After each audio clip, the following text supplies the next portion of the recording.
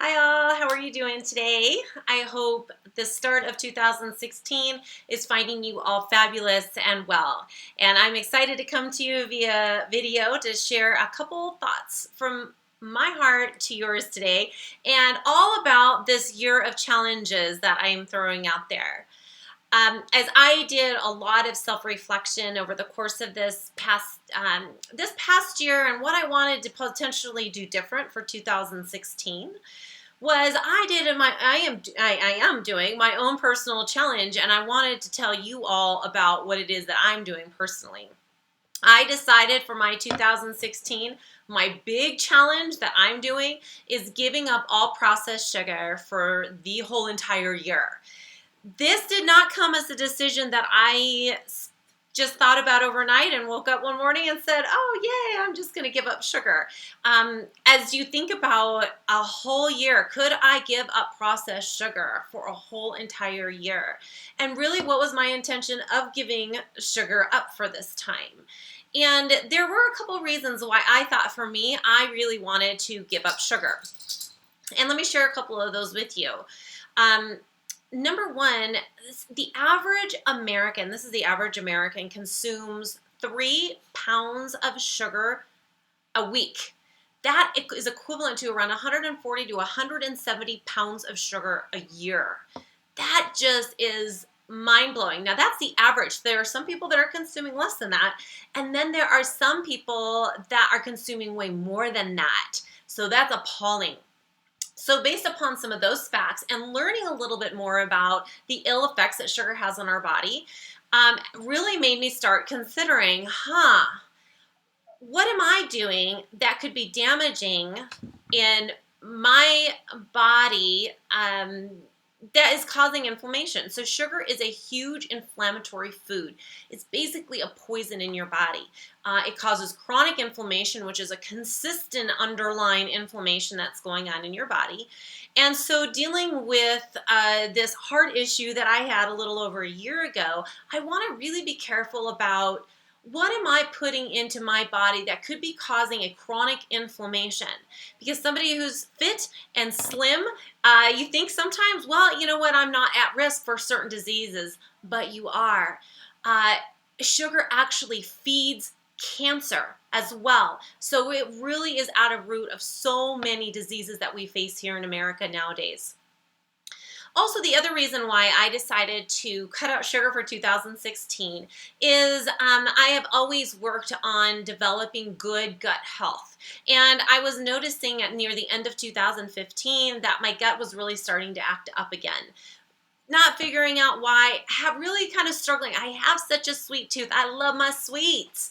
And so I really wanted to go, wow, I wonder if I cut some sugar or this processed sugar out of my diet, how will that start affecting and healing my gut? One issue that I know I have had in the past, and once you get it, this what I'm going to talk to you about, it's very easy to get it again, and that is candida, or a yeast overgrowth.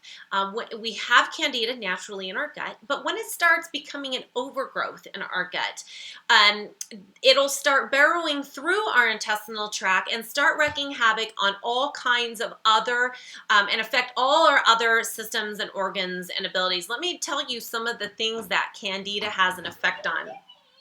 It can affect weight gain if you have gained some weight and are struggling with losing it. A lot of belly bloat. It can affect any kind of thing going on in your digestive tract. So gas, diarrhea, a lot of fluctuations, possibly going back and forth between the two. It can cause depression, panic attacks, fatigue, dizziness, brain fog. It can affect a lot of the respiratory, any kind of bronchitis, pneumonia, sinus issues. If you have chronic ongoing allergies, it could be candida. That could be the underlying issue.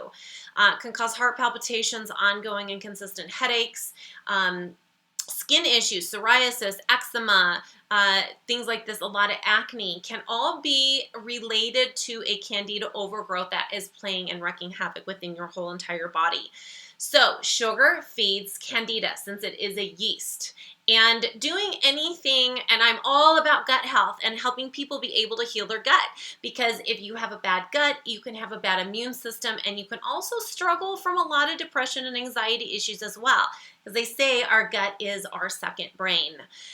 So those were a couple of the big reasons why I decided to give up and do this huge challenge. Now, I am not asking you all to join in with me and give up sugar for a year. But what I am going to be doing, and I'm super excited about, is running these free 30-day challenges. And they're going to be different every single month. And so it's a place when we do a challenge and we have certain areas in our life that we want to grow and stretch ourselves. Having other people hold us accountable is key. So I am expecting and desiring and wanting you all to hold me accountable over this course of this year about my whole processed sugar intake. And I want to be able to hold you accountable on areas that you need to be stretched, possibly even out of your comfort zone a little bit over the course of this year. Some of my rules that I'm going to follow for me is, again, like I said, no processed sugars. But what are some other good sugars that I can incorporate to still bring that sweetness into my everyday life? And that is, I will allow myself to have some local raw unfiltered honey, as well as a pure maple syrup as my sweeteners of choice, and limiting those to only about 2 tablespoons a day. And also for my little indulgence is looking at what are some sweeteners that actually have health benefits. And one of those is dark chocolate, a very nice dark deep chocolate, and great antioxidants. And so having no more than 1.5 ounces in a given day as well are going to be like my little sweet treats. So I'm excited to see what this year holds. I'm going to share new recipes that I come up with for you all to know what are alternatives. How can you come to celebrations and holidays and rethink having to eat foods that have processed sugars in them? Going to be requiring me to really read labels because there are so many hidden sugars in so many foods. So I'm excited about this fun experiment that I'm going to be doing this coming year. So you all stay aware. I'll be sending out next week what the challenge for February would be. And like I said, it's going to have something to do with your heart. Since February is Heart Health Month, and that is near and dear to me, and February also being Valentine's Day, I have got a fun 30-day challenge planned for you all. So keep posted and join in on the Facebook group.